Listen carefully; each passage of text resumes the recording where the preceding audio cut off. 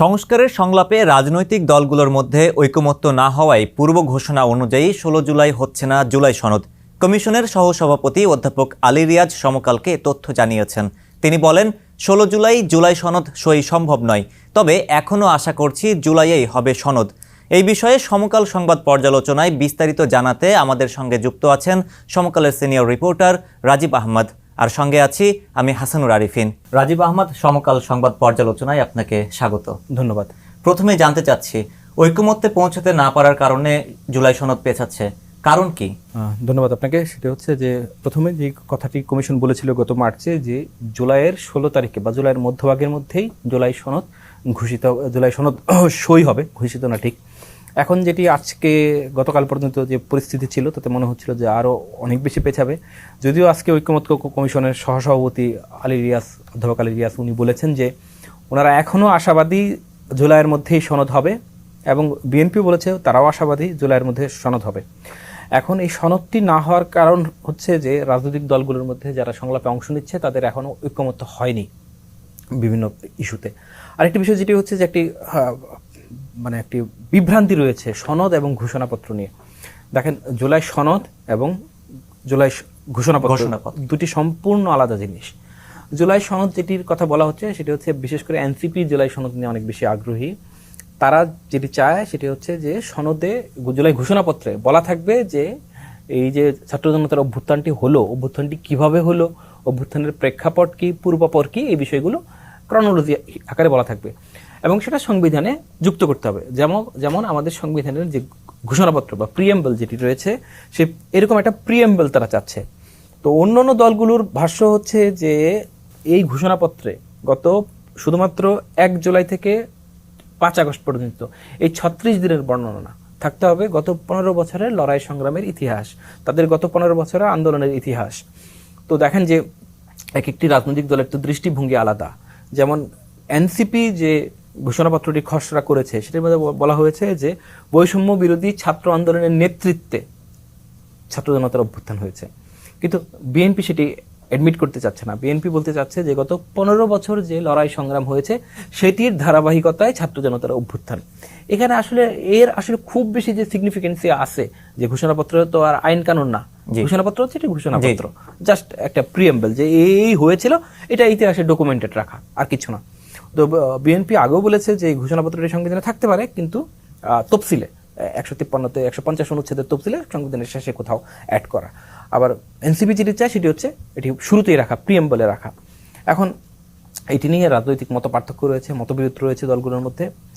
আর যেটি নিয়ে কথা বলছি, সনদ, জাতীয় ঐকমত্য কমিশন যেটি প্রধান উপদেষ্টার নেতৃত্বাধীন, এই কমিশনে যে ৩০টি রাজনৈতিক দল অংশ নিচ্ছে, সেখানে মূল বিষয় সেখানে যেটি হবে সেটি হচ্ছে একটি সনদ হবে, চার্টার অফ ডেমোক্রেসি বা একটা ন্যাশনাল চার্টারের মতো হবে, যেখানে সব রাজনীতি যারা এখানে অংশগ্রহণ করলো তারা সবাই এটা সই করবে। এখানে বলা থাকবে, এই সনদে বলা থাকবে যে আগামী নির্বাচন কিভাবে হবে, আগামী সংসদের গঠন প্রক্রিয়া কি হবে, আগামী সংসদের গঠন পদ্ধতি কি হবে, যারা নির্বাচিত হবেন তারা কিভাবে নির্বাচিত হবেন। যেমন এখানে একটি বড় আলোচনা হচ্ছে যে আগামী সংসদটি দ্বিকক্ষ বিশিষ্ট হবে। আমাদের সংসদ তো এখন এক কক্ষ বিশিষ্ট, সেটি দ্বিকক্ষ বিশিষ্ট হবে। এখন সনদে বলা থাকবে যে এটি কিভাবে দ্বিকক্ষ বিশিষ্ট হবে, সংবিধানে না, বিস্তারিত সেটা সনদে বলা থাকবে। এবং সনদে যেই দলগুলো স্বাক্ষর করবে তারা এই অঙ্গীকার করবে পরবর্তী সময়ে যে বা যারাই ক্ষমতায় যাবে তারা এগুলো বাস্তবায়ন করবে এবং বাকি যারা আছে তারা সহযোগিতা করবে। এইটাই সনদ। এখন সনদ সই হওয়ার জন্য তো আগে আপনাকে ঐক্যমতে পৌঁছাতে হবে যে কোন কোন বিষয়গুলোতে আপনারা একমত না হলে তো ধরেন আপনি একটা বিষয়ে বিএনপি একমত না, একটা বিষয়ে জামাত একমত না, এই বিষয়টা যে আপনি সনদে রাখলে বাস্তবায়ন করবে কে? পরবর্তী সময়ে যেই বা যারাই ক্ষমতায় যাক, ধরেন পরবর্তী সময়ে যে সরকার আসলো তার 2/3 মেজরিটি থাকলো না, 2/3 সংখ্যাগরিষ্ঠতা সে পেল না নিম্নকক্ষে, তো এটি কিভাবে বাস্তবায়ন করা হবে? আবার আরেকটা বিষয় হচ্ছে যেটা সংসদেই বাস্তবায়ন করবেন না সংসদের বাইরে গণভোটের মাধ্যমে বাস্তবায়ন করবেন সনদটা, এই সনদেই বলা থাকবে সনদটা কিভাবে বাস্তবায়ন করা হবে। এটা কি নির্বাহী আদেশের মাধ্যমে বাস্তবায়ন করা হবে, নাকি সাংবিধানিক অর্ডারের মাধ্যমে বাস্তবায়ন করা হবে, নাকি আপনার গণভোটের মাধ্যমে বাস্তবায়ন করা হবে, নাকি পরবর্তী সংসদে করা হবে? এগুলো সব কিছুই সনদে উল্লেখ থাকবে। এই কারণেই সনদটার এত গুরুত্ব। এই সনদ যেমন যেই জায়গাগুলোতে একমত হচ্ছে না, এই যে 5টি সংস্কার কমিশন 166টি সুপারিশ ছিল, বিচার বিভাগ সংস্কার কমিশন, সাংবিধানিক সংস্কার কমিশন, নির্বাচন ব্যবস্থা সংস্কার কমিশন, দুদক সংস্কার কমিশন এবং জনপ্রশাসন সংস্কার কমিশন, এই 5টি কমিশন টোটাল 166টি প্রস্তাব করেছিল। 166টি প্রস্তাবের মধ্যে আপনার 146-46টিতে মোটামুটি রাজনৈতিক দলগুলো কাছাকাছি আছে। এইগুলো আর এখানে আলোচিত হবে না, সেগুলো প্রথম দফা সংলাপে আলোচিত হয়ে গিয়েছে। এখানে আলোচনা করা হচ্ছে যে 20-22টি বিষয় যেগুলোতে ঐক্যমত হয়নি, এই বিষয়গুলো মতপার্থক্যগুলো যেখানে আছে এখানে। এর মধ্যেও আবার আপনার এই 20-22টার মধ্যে কিছু বিষয়গুলো আছে যেগুলোকে কিছু দল এবং কমিশন মৌলিক সংস্কার বলছে, যেগুলোতে বড় দাগে মোটা পার্থক্য, মানে মোটা দাগে বড় পার্থক্য আছে। সেটা হচ্ছে যে আপনার যেমন সব রাজনৈতিক দল একমত দ্বিকক্ষ বিশিষ্ট সংসদ হবে, এবং রাজনৈতিক দলগুলো এই বিষয়ে একমত হয়ে গেছে যে উচ্চকক্ষ হবে 100 সদস্যের। যেমন কমিশনের প্রস্তাব ছিল উচ্চকক্ষ হবে 105 সদস্যের, 5 জন এমপি নমিনেটেড হবেন বাই প্রেসিডেন্ট। কিন্তু রাজনৈতিক দলগুলো এই জায়গায় একমত হয়েছে যে না, প্রেসিডেন্টের হাতে এই পাওয়ার রাখা যাবে না, 100 সদস্যের হবে। এখন বিষয়টা হচ্ছে 100 সদস্য কিভাবে হবে, তারা কারা হবেন? তো কমিশনের প্রস্তাব হচ্ছে যে তারা নির্বাচিত হবেন রাজনৈতিক দলগুলো যেই নির্বাচনে যে ভোট পাবে, প্রাপ্ত ভোটের অনুপাতে। যেমন কোন দল যদি নির্বাচনে 100% ভোট পায়, 1টা আসন পাবে, 10% ভোট পেলে 10টা আসন, 20% ভোট পেলে 20টা আসন। বিএনপি যেটি বলছে সেটি হচ্ছে যে না, এই সংখ্যানুপাতিক বা পিআর পদ্ধতি নয়, রাজনৈতিক দলগুলো নিম্নকক্ষের, সংসদের নিম্নকক্ষে যত শতাংশ আসন পাবে তত শতাংশ আসন উপরের কক্ষে পাবে। তো যেমন এটার ব্যাখ্যা হচ্ছে যে বিএনপি ধরুন যে আগামী সংসদ নির্বাচনে 300-এর মধ্যে 200 আসন পেল, কথার কথা, বা 150 আসন পেল, কথার কথা। তো 150 আসন পেলে সে 50% আসন পেয়ে গেল। তো উচ্চকক্ষেও সে 100-র 50% মানে 50টা পাবে। তো বিএনপি যদি ধরেন যে আগামী নির্বাচনে 200 আসন পেল, তাহলে 66% আসন, 66% আসন সে নিম্নকক্ষে পেল, তাহলে উচ্চকক্ষেও সে 66% আসন পাবে। এক্ষেত্রে জামায়াত, এনসিপি, ইসলামী আন্দোলন, এবি পার্টি, গণ অধিকার পরিষদ বা বিএনপির সঙ্গে যারা যুগপৎ আন্দোলনের এলাই ছিল, এখনো সমমনা, গণ অধিকার পরিষদ, তারপরে গণতন্ত্র মঞ্চের যে দলগুলো, নাগরিক ঐক্য, গণসংহতি আন্দোলন, বিপ্লবী ওয়ার্কার্স পার্টি, তারাও এটার সঙ্গে একমত না। তাদের বক্তব্য হচ্ছে যে নিম্নকক্ষে এবং উচ্চকক্ষ দুইটা রেপ্লিকা হয়। ধরেন যে নিম্নকক্ষে কেউ 100 আসন পেল, মানে 33% আসন পেল, উপরের কক্ষে সে 33% আসন পেল। সেই ক্ষেত্রে যেটি হবে যে উচ্চকক্ষ আসলে ফাংশনাল হবে না।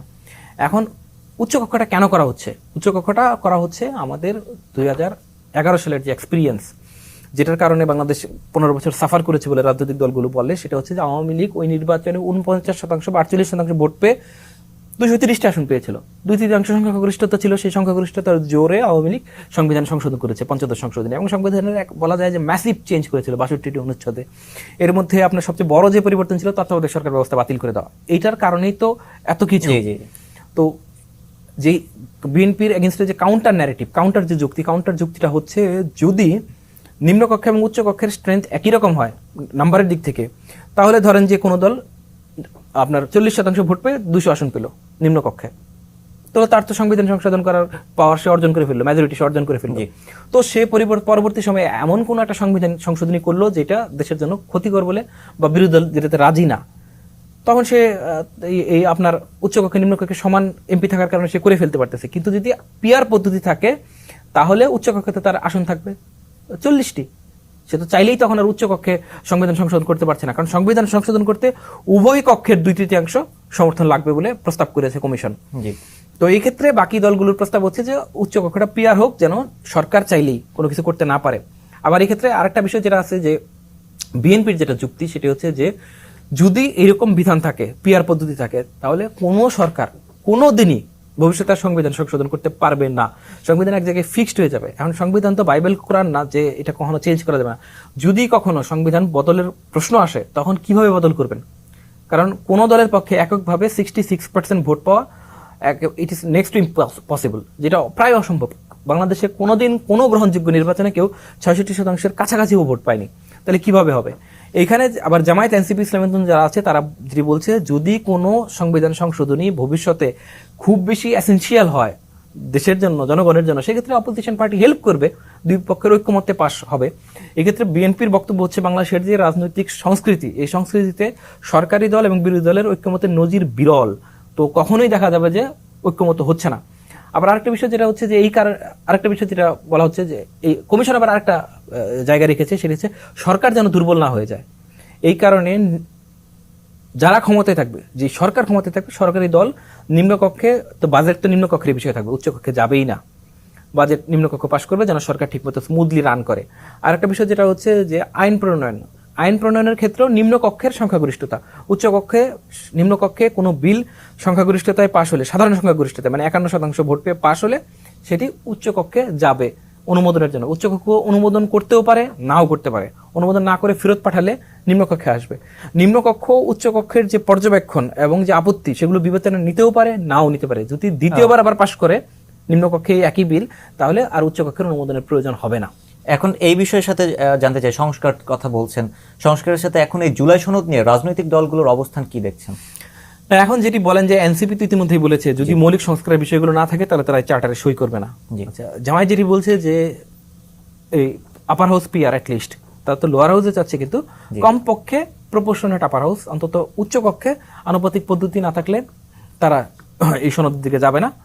ইসলামী আন্দোলন, এবি পার্টি, তাদেরও একই অভিন্ন অবস্থান।